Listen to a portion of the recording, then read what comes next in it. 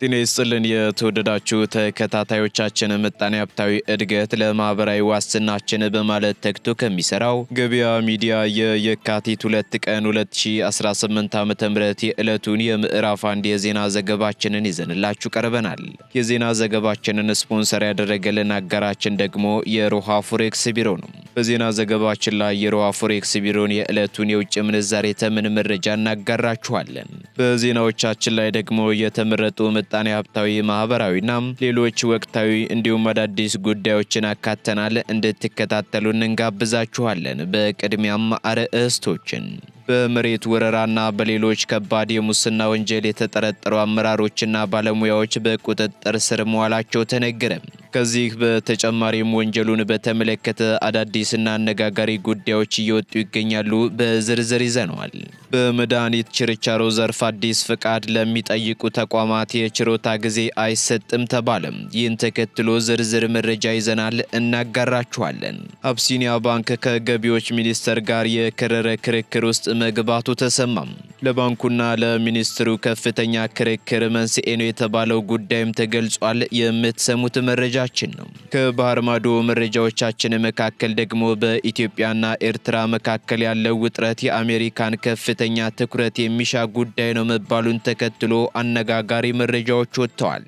በሌላ በኩል በአፍሪካ ቀንድ እያገረሸ ያለው የሁለቱ ሀገራት ውጥረት ችላ ሊባል የማይገባው መሆኑን የቀድሞው የአሜሪካ ከፍተኛ ባለስልጣን ተናግረዋል። የምትሰሙት ይሆናል። የሶማሊያው ፕሬዝዳንት እስራኤል በሶማሌላንድ ወታደራዊ ሰፈር ለመገንባት የምታደርገውን እንቅስቃሴ ካላቆመች ወደ ጦርነት ለመግባት ዝግጁ ነን ማለታቸውን ተከትሎ በቀጠናው አዲስ ውጥረት ተቀስቅሷል። ሙሉ መረጃውን እናጋራችኋለን። የተወደዳችሁ የገበያ ሚዲያ ተከታታዮቻችን እነዚህንና ሌሎች ኢኮኖሚያዊ፣ ማህበራዊና ፖለቲካዊ መረጃዎቻችንን ይዘንላችኋል። አሁን ደግሞ በዝርዝር ወደምንመለከታቸው መረጃዎቻችን እናልፋለን።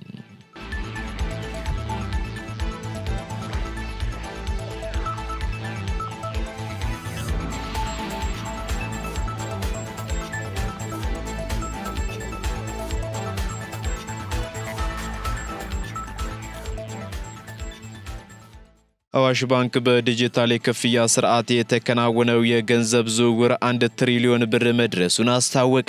ባንኩ ይህንን ያስታወቀው ለላቀ የደንበኞች እርካታ እንተጋለን በሚል መሪ ቃል አንድ ሳምንት የሚቆይ የደንበኞች ሳምንት መርሃ ግብርን ዛሬ የካቲት 2 ቀን 2018 ዓ.ም በዋናው መስሪያ ቤቱና በሁሉም ቅርንጫፎቹ በይፋ ባስጀመረበት ወቅት ነው።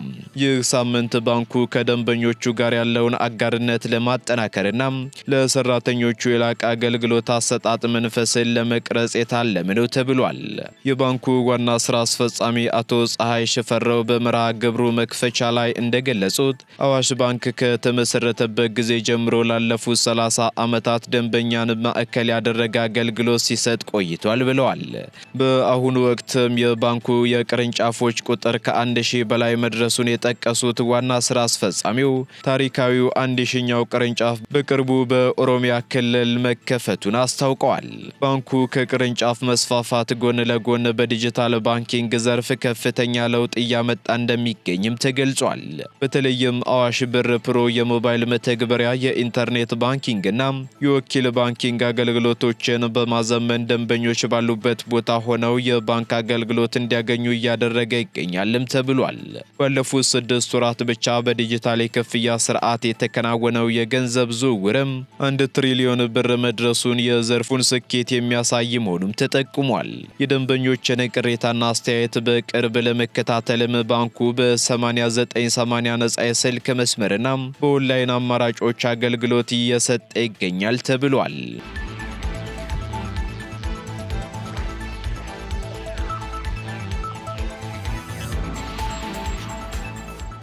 በመድኃኒት ችርቻሮ ዘርፍ አዲስ ፍቃድ ለሚጠይቁ ተቋማት የችሮታ ጊዜ አይሰጥም ተባለ። የኢትዮጵያ ምግብና መድኃኒት ባለስልጣን አዲሱ የመድኃኒት ችርቻሮ መሸጫ ተቋማት ፍቃድ አሰጣጥ ደረጃም ተፈጻሚ መሆኑ በሀገር አቀፍ ደረጃ የመድኃኒት አገልግሎትን በማሳለጥ ህብረተሰቡ ከመድኃኒት የሚጠበቀውን ውጤትም በተሻለ ሁኔታ እንዲያገኝ እንዳስቻለውም አስታውቋል።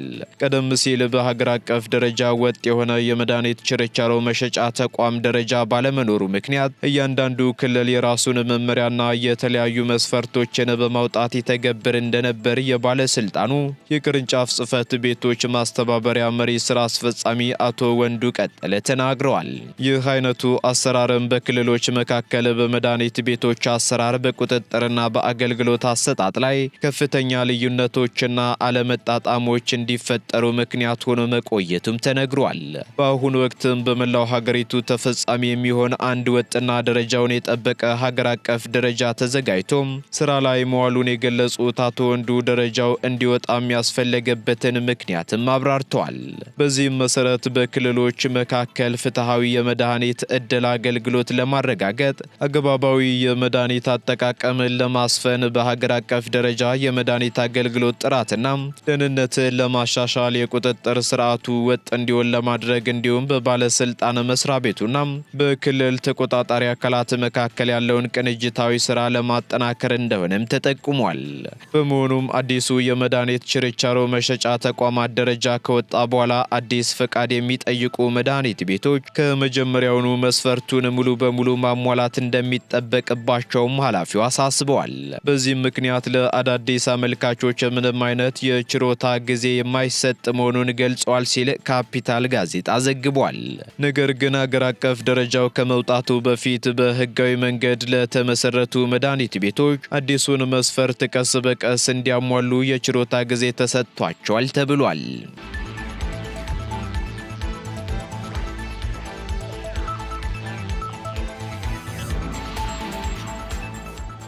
በመሬት ወረራና በከባድ የሙስና ወንጀል የተጠረጠሩ አመራሮችና ባለሙያዎች በቁጥጥር ስር መዋላቸው ተገለጸ። የአዲስ አበባ ከተማ አስተዳደር የመሬት ልማትና አስተዳደር ቢሮ የቀድሞ ምክትል ኃላፊን ጨምሮ 11 ከፍተኛ አመራሮችና ሰራተኞች በከባድ የሙስና ወንጀል ተጠርጥረው በቁጥጥር ስር መዋላቸውን የከተማዋ ኮሚኒኬሽን ቢሮ አስታውቋል። ተጠርጣሪዎቹ በ2016 ዓ.ም በቦሌ ክፍለ ከተማ ወረዳ 13 ልዩ ቦታው አየር መንገድ ተብሎ በሚጠራው አካባቢ የሚገኘውን የህዝብና የመንግስት ይዞታ ያለ አግባብ ለግል ጥቅም ለመዋል ተመሳጥረዋልም ተብሏል።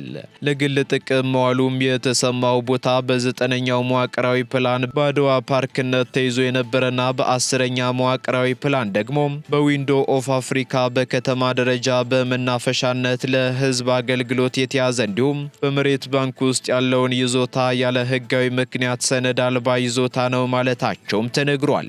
ከዚህ በኋላም ዮርዳኖስ ዘውዲቱና ጓደኞቻቸው የሲሚንቶ አከፋፋይ ህብረት ሽርክና ማህበር ለተባለ ማህበር የቦታው ስፋት 2905 ካሬ ሜትር በሆነ ይዞታ ማረጋገጫ ካርታ ከ168 ሚሊዮን ብር በላይ ግምት ያለው ጉዳት አድርሰዋልም ተብሏል።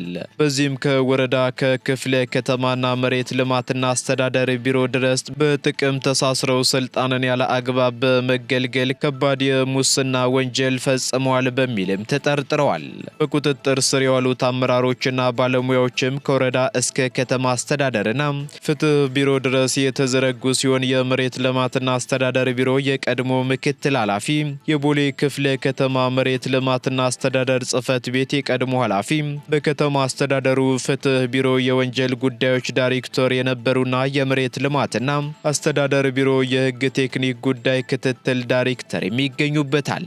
በተጨማሪም የመሬት ልማትና አስተዳደር ቢሮ ይዞታ ማስተካከል ቡድን መሪ፣ የመሬት ልማትና አስተዳደር ቢሮ የቅሬታና አቤቱታ ባለሙያ እንዲሁም የቦሌ ክፍለ ከተማ ወረዳ 13 ባለሙያዎች ይገኙበታል ተብሏል።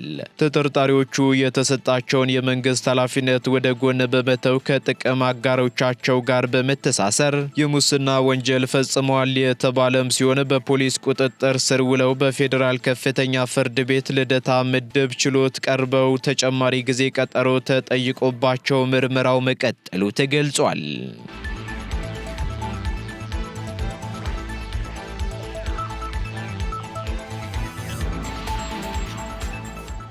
አቢሲኒያ ባንክ ከገቢዎች ሚኒስቴር ጋር የከረረ የታክስ ክርክር ውስጥ መግባቱ ተነገረ።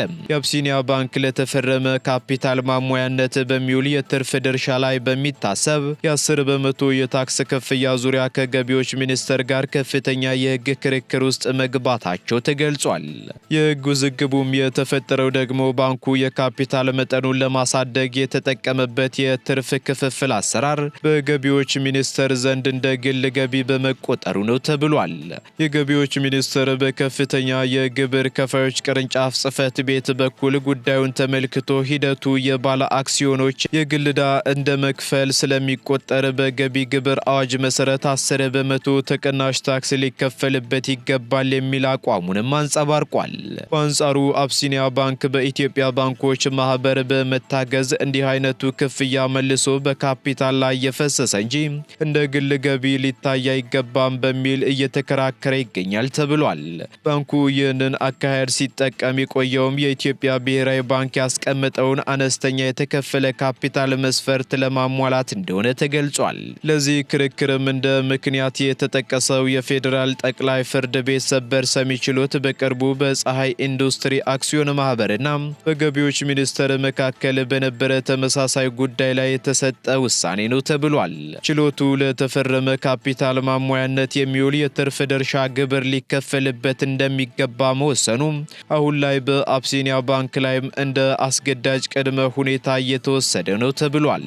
ባንኩ በኢትዮጵያ ሰነደ መዋለ ንዋይ ገበያ ላይ ለመመዝገብ በዝግጅት ላይ ባለበት በዚህ ወቅት ይህ የታክስ ውዝግብ ከፍተኛ የገንዘብ ዕዳ ሊያስከትልበት እንደሚችል ተመላክቷል ሲል የዘገበው ካፒታል ጋዜጣ ነው።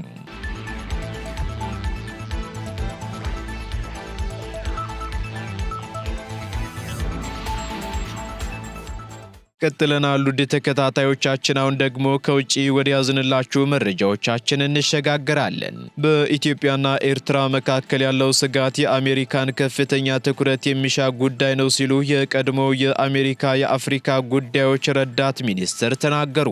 የቀድሞው የአሜሪካ የአፍሪካ ጉዳዮች ረዳት ሚኒስትር ቲቦር ናጂ በኢትዮጵያና ኤርትራ መካከል ዳግም ጦርነት ሊቀሰቀስ ይችላል የሚለው ስጋት የአሜሪካን ከፍተኛ ትኩረት የሚሻ ጉዳይ መሆኑን ተናግረዋል።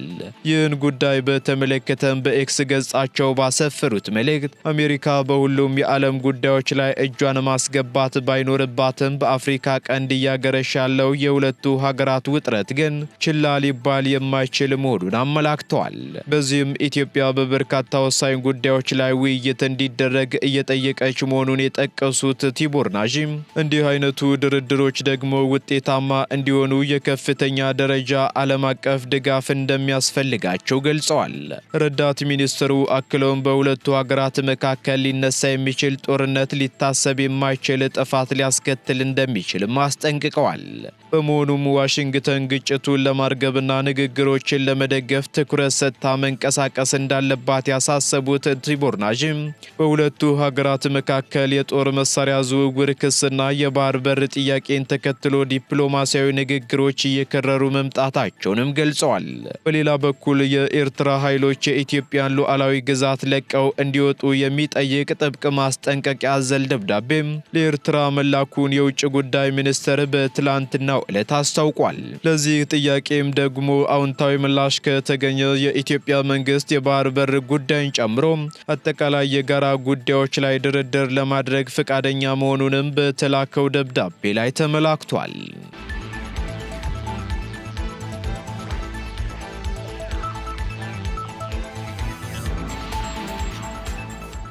የተባበሩት አረብ ኤምሬት አሜሪካ ለሱዳን ያቀረበችውን የሰላም እቅድ እንደምትቀበል አስታወቀች። በሱዳን ግጭት እያቀጣጠለች ነው በሚል በብርቱ ክስ የሚቀርብባት የተባበሩት አረብ ኤምሬት በአሜሪካ የተነደፈውን የሱዳን የሰላም እቅድ እንደምትቀበል አስታውቃለች። የዩናይትድ ስቴትስ የአረብና የአፍሪካ ጉዳዮች ከፍተኛ አማካሪ ማሳድ ብሉስ በሱዳን ላይ ያስተዋወቁትን ሁሉን አቀፍ የሰላም እቅድ ትቀበላለች ሲሉ የተባበሩት አረብ ኤምሬት የውጭ ጉዳይ ሚኒስትር ቃል አቀባይ በኤክስ ገጻቸው ላይ አመላክተዋል። ኤምሬትስ ግጭቶች በአስቸኳይ እንዲቆሙ በቀጠናውና በዓለም አቀፍ ደረጃ የሚደረገውን ጥረት ለመደገፍ ቁርጠኛ መሆኗን የገለጸች ሲሆን ኳድ ተብሎ የሚጠራው በአሜሪካ፣ በግብጽ፣ በሳዑዲ አረቢያ፣ በተባበሩት አረብ ኤምሬት ከሚመራው ቡድንና በሱዳን ግጭትን ለማስቆም እየሰራች መሆኑንም አረጋግጣለች። በተጨማሪም አሳድ በሱዳን ሰላም ለማምጣት ጥንቃቄ የተሞላበት ተስፋ እንዳለውም ገልጸዋል። አማካሪው አክለውም የአሜሪካ የሰላም እቅድ በ5 ነጥቦች ላይ እንደሚያተኩር ሲናገሩ እነሱም ደግሞ ሰብአዊ ረድኤትን ማደስ፣ ሰላማዊ ዜጎችን የመጠበቅና የመመለስ ተግባር፣ የረጅም ጊዜ የተኩስ አቁም፣ ፖለቲካዊ ንግግር ማከናወንና መልሶ ግንባታ ናቸውም ተብሏል። ሶስተኛ ዓመቱን ሊያስቆጥር የተቃረበው በሱዳን ብሔራዊ ጦርና በፈጥኖ ደራሽ ድጋፍ ሰጪ ኃይል መካከል እየተካሄደ የሚገኘው ጦርነት የብዙዎችን ሕይወት ሲቀጥፍ 11 ሚሊዮን ያህሉን ደግሞ እንዲፈናቀሉና በመላው ዓለም የከፋ የተባለውን ረሃብን ጨምሮ የሰብአዊ ቀውስን አስከትሏል።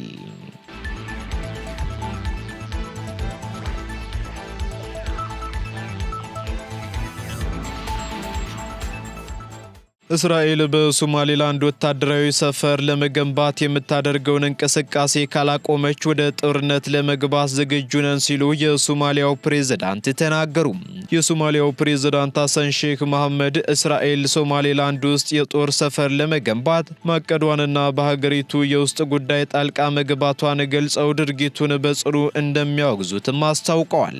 ፕሬዝዳንቱ ከአልጀዚራ የዜና አውታር ጋር ባደረጉት ሰፊ ቃለ መጠይቅ እስራኤል ለሶማሌላንድ የሰጠችው እውቅናም ሆነ ለዚያ የምታደርገው እንቅስቃሴ የሶማሊያን ሉዓላዊነትና የግዛት አንድነት በግልጽ የጣሰ ነውም ብለዋል። ፕሬዝዳንት ሐሰን ሼክ አክለውም እስራኤል በሶማሌላንድ ወታደራዊ የባህር ኃይል ጣቢያ ለመገንባት የፈለገችው ደግሞ በስትራቴጂካዊ የኤደን ባህረ ሰላጤ ላይ ያላትን ተጽዕኖ ለማጠናከር ነው ሲሉም ገልጸዋል።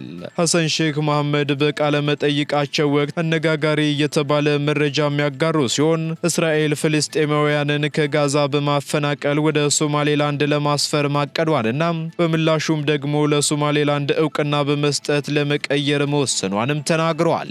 በመሆኑም ይህ የህዝብ ስብጥርን የመለወጥ ሙከራ ህገ ወጥና ተቀባይነት የሌለው ነው ሲሉ አጣጥለውታል። በተጨማሪም ፕሬዝዳንቱ የእስራኤል ወታደራዊ መገኘት የአፍሪካ ቀንድን ለሌሎች ታጣቂ ኃይሎች ኢላማ ሊያደርገው እንደሚችልም ስጋታቸውን ገልጸዋል። በተለይም እንደ ሁቲ ያሉ አማጽያን ጥቃታቸውን ወደ ቀጠናው ሊያሰፉ እንደሚችሉና ይህም አካባቢውን የዓለም አቀፍ ግጭት መድረክ ሊያደርገው እንደሚችልም አስጠንቅቀዋል። ምንም እንኳን የሶማሌላንድ አስተዳደር ስለ ፍልስጤማውያን ሰፈራና ስለ እስራኤል ጦር ሰፈር የሚወሩ መረጃዎች ሐሰት ናቸው ሲል ቢያስተባብልም የፕሬዝዳንቱ መግለጫ ግን ሶማሊያ ከኢትዮጵያ ጋር ካለባት የባህር በር ውዝግብ ጎን ለጎን ሌላ ዲፕሎማሲያዊ ፍጥጫ ውስጥ መግባቷንም አመላካች ሆኗል እየተባለ ይገኛል። በመጨረሻም ፕሬዝዳንት ሐሰን ሼክ ሲያጠቃልሉ ሶማሊያ አንድነቷን ለማስጠበቅ ከማንኛውም የውጭ ኃይል ጋር ዲፕሎማሲያዊ ትግል እንደማታደርግ ገልጸው የዓለም አቀፉ ማህበረሰብም ይህንን የእስራኤል ጣልቃ ገብነት እንዲያወግዝ ጥሪ አቅርበዋል።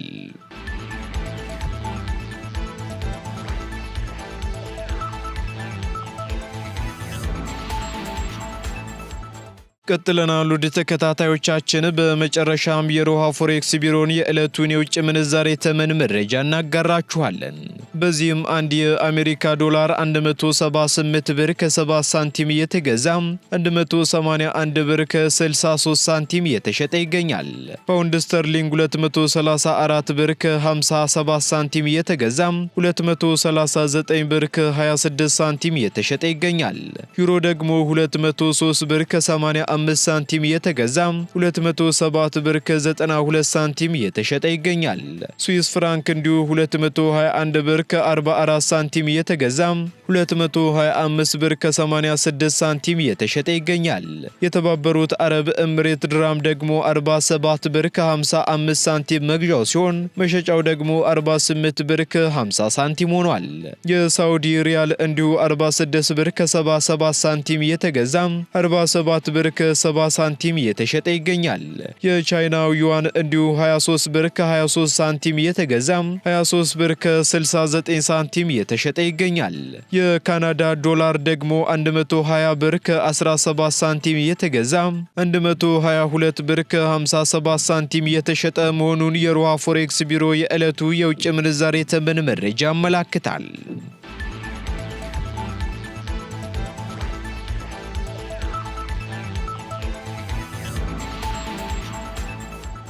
የተወደዳችሁ የገበያ ሚዲያ ተከታታዮቻችን ለምዕራፍ አንድ ያዝንላችሁ ኢኮኖሚያዊ፣ ማህበራዊና ፖለቲካዊ መረጃዎቻችን እነዚህን ይመስሉ ነበር። አዳዲስ እንዲሁም ትኩስ ኢኮኖሚያዊና ማህበራዊ መረጃዎቻችንን ለማግኘት ታዲያም የገበያ ሚዲያን እንድትወዳጁ እንጋብዛለን። ሰናይ ጊዜን ተመኘን።